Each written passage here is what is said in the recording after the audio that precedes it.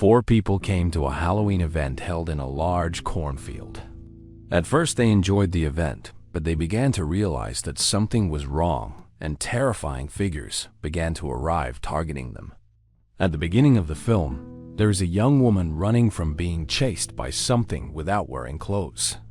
The young woman was seen in a cornfield and surrounded by several people in various clothes, some even similar to the film Texas Chainsaw. The young woman hit another woman until she fell and died. Then the young woman was slashed from behind by a machete until she died. 15 years have passed since the incident. This young man is named Brandon. At that time, he was in his room and chatting with his girlfriend. He dropped lotion near her. Then when he was about to take it, a hand startled him, and it turned out to be Wendy, Brandon's girlfriend. They have been in a relationship for a long time. Even at that time, they were about to do something, but were caught by Brandon's mother. Brandon's mother said that Brandon had two friends, Melanie and Rustin. The four of them are true friends. Almost everywhere they were inseparable, and at that time, a long holiday was waiting for them. Coincidentally, Wendy received a delivery from her friend who was at a Halloween event located in a cornfield. It seemed fun, but Rustin knew the place. The cornfield was said to have been a topic of conversation because a devil worship sect was found. They said they were targeting young men and women to be sacrificed. But Wendy and the others didn't believe it. It was just nonsense behind. In the end, the four of them decided to go there while it was still not too late. Rustin initially didn't want to go, but he changed his mind and didn't want to be labeled as a coward by his friends. The journey to the cornfield began. Upon arrival, many people had already arrived. Besides many masked people, there was also a game of entering the cornfield maze. It seemed fun and maybe they would play there. However, there was something strange that started to make Wendy a little surprised. At that time, she saw a scarecrow standing, but when she asked Melanie to look at it, the scarecrow disappeared. Could it be that Wendy saw things wrong? In the end, they have registered to play in the cornfield maze with other visitors. They will be given a stamp on their hands, which will later become an entrance ticket. Meanwhile, on the other hand, there is a man with his horse. Then he seems to get information about something important and rushes. Wendy and the others have entered the cornfield, but they are stopped by a committee, who stops them while telling them that their group is special. Because Melanie is the 10,000th visitor, of course they are surprised. Because being the 10,000th visitor, Melanie and her friends will get a special path to play in the cornfield that is different from other visitors. And of course, there is a prize.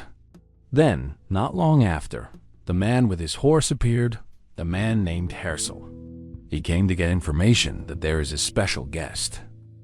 Melaine and her friends are entitled to a prize of $10,000 if they manage to get out of their special cornfield in 2 hours. Of course, Melanie and her friends are interested, and in the end they join Hersel using his car. As an initial game, they will be treated to shooting scarecrows using toy guns. It was a fun day for them, but night would soon fall.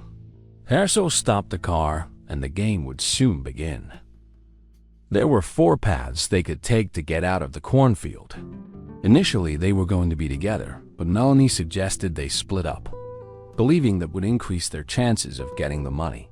Initially, Wendy was afraid, but for the sake of $10,000, they finally agreed. Even Rustin, who was still haunted by the story of devil worship in the field, finally joined the game. Then, after they each started walking, Hersel contacted someone to be prepared. Would something happen? Wendy, Melaine, Rustin, and Brandon, each of them passed the path. They encountered small obstacles that only made them laugh. Even Rustin also met a big man wearing a mask. Rustin tried to make a joke on him, but the big man didn't move an inch, which made Rustin annoyed. The day was getting dark, and they were still in the maze of the cornfield. Could they get out of there? Melanie found a place that could see from a distance, but all she saw was a vast expanse of cornfield. She tried to call her friends, but no one answered or heard her screams. as if the cornfield was different from the cornfield when they first entered. On the other hand, Brandon met a woman wearing colorful clothes. The woman's name was Gemma. Brandon thought that Gemma was an easy obstacle to pass. Gemma tried to persuade Brandon to come with her in a friendly manner, but Brandon refused and tried to get past her. Gemma was annoyed and then slashed Brandon's thigh using the machete she was holding. Brandon was in pain. Then Gemma, as if making it a game of hide and seek, Brandon ran away from her looking for cover.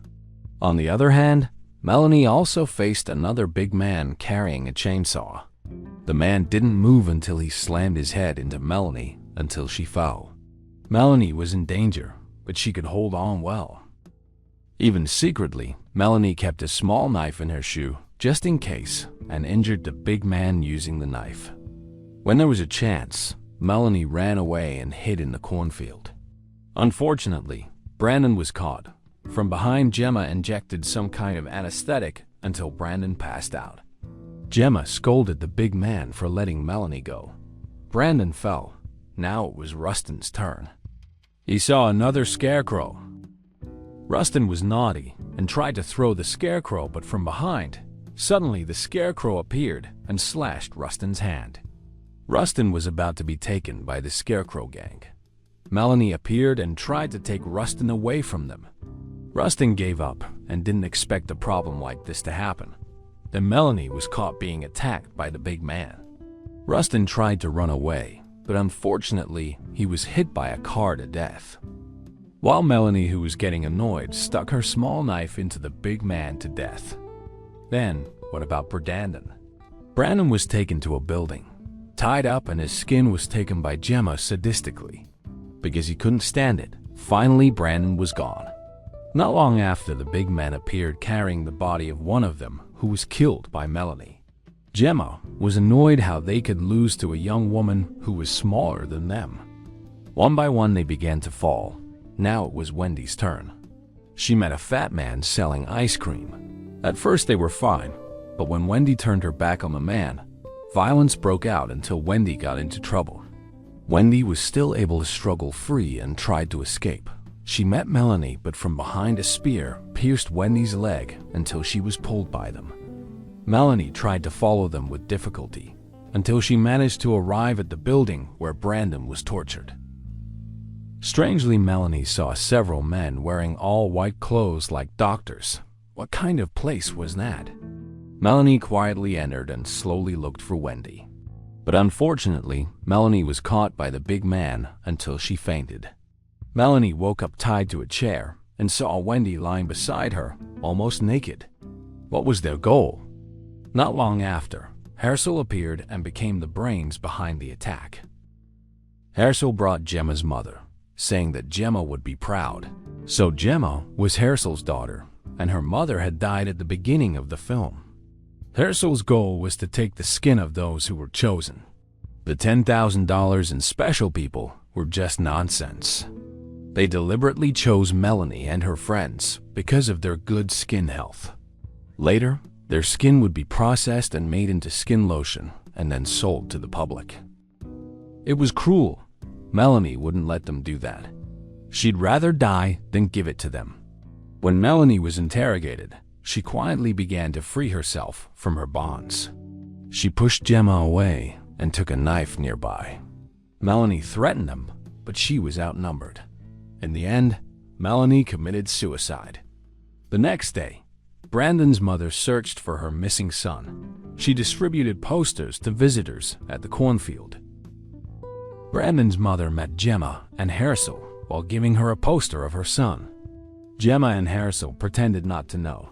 Then she tried to calm Brandon's mother and offered them their homemade skin lotion. Brandon's mother tried the lotion, even though she didn't know it contained her own son's skin.